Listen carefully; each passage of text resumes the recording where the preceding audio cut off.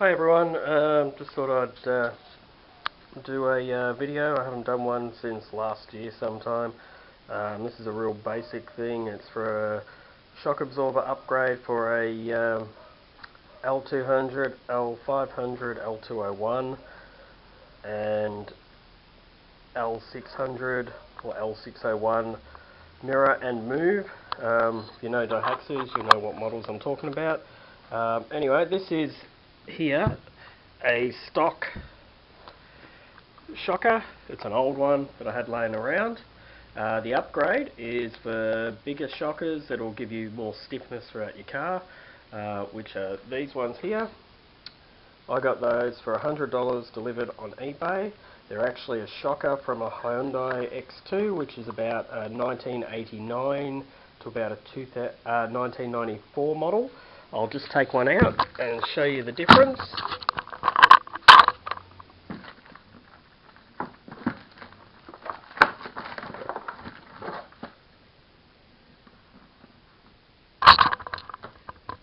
Okay, you can see the difference there. The main things that are different is these have a crush tube which extends out where these ones don't. I'll take this off and that will extend out. You can see that goes quite a bit further.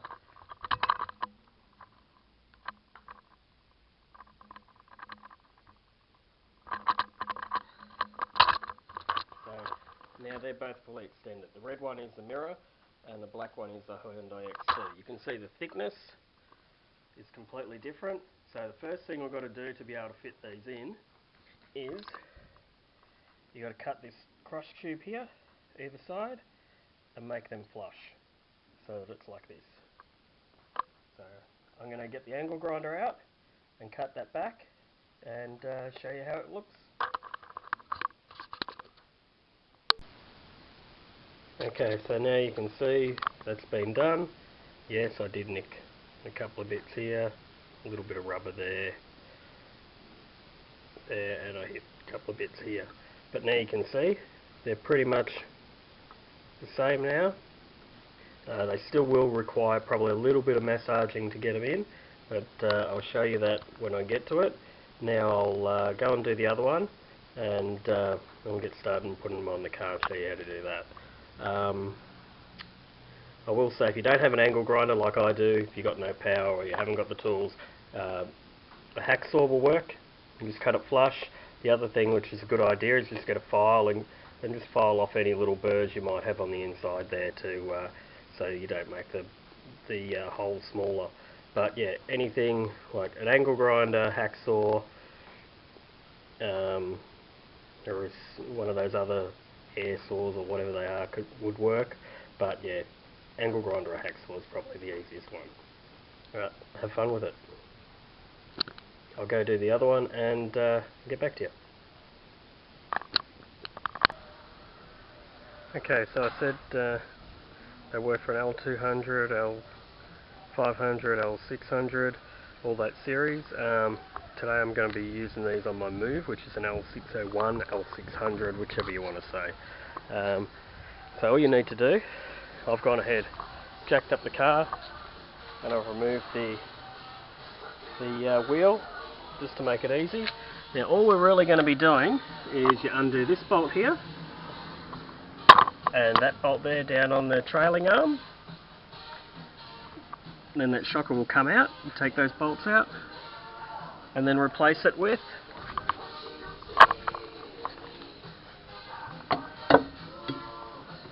this one here.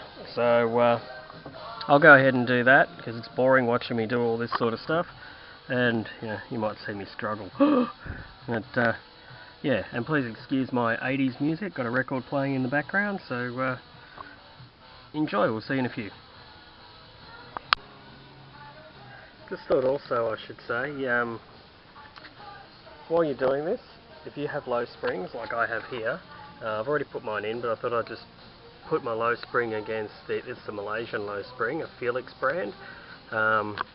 They do have Felix 880R written on them, and I think they're a Japan Tech or something somewhere else. Yeah, Japan Tech written on them as well. I don't know if I got all that in there, but That's what it says, but it's a perfect opportunity to put your lowered springs in as well, although it's a pretty easy thing to do anyway.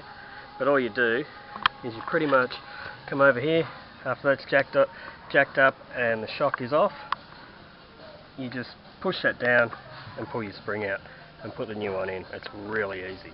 Anyway, I'll get back to putting the other shock in, which will just go up in here and down there, and that'll be good.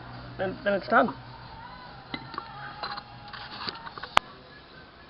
Okay, well that's installed. In there, wherever it is, there, in there. That's how it is. I'll show you when I'm finished both sides. I did have to put a jack stand underneath there and just lower it because these shocks are actually shorter than what the stock ones are. So you may have to do that just to save you struggling to get that bottom bolt in, because it will hang lower and the force of the spring will be working against you. So yeah, you can fiddle fart around and lift it up and get the bolt in and everything and struggle, or just put something underneath it, lower the jack down until you can get the shock on there easy. Work smarter, people, not harder. I'm going to leave this up for a while because I'm going to look at rolling the guards here. I'm not going to do a tutorial on that. There are many out there, so but yeah, I'm going to try and roll the guards so I can get better fitment with this wheel here. It does fit, but it has a little bit of poke, so I'm just going to use the guard roller and get that out. But anyway, once I finish both sides with the shocks, I'll show you how it is. It's not going to really make any difference in look, but for ride, this thing with the lowered springs in there, because they're a Malaysian brand, not a King spring, which is a bit better than the Malaysian ones, on the stock suspension at the back. As soon as you hit a bump on the highway, you're just bouncing around like a bloody school bus, so you know, this will stiffen it up, and I do recommend them. I've used them on my Suzuki Swift before. They come in all different brands and colours. These ones are really old now. They were on my first L200 Mira, and they're still on the Swift, and they make a big difference to the Swift. There's hardly any body roll, and I don't know if you can see that or not, but there's that. Then on my Mira here, I've got some for this as well. There's a Aldeco or something that work quite well as well, and you can see I've got King springs in that one. But okay, there we go. Okay, so all done, both sides. I rolled the guard on that side and on that side too, but shocks are in. I don't know if we've got the angle right, but you can see them there and over there. Just took the car for a quick spin. Please ignore the neighbour hammering. And yeah, heaps smoother. So that's how easy it is. Probably half an hour to an hour. Oh, the tools you need really are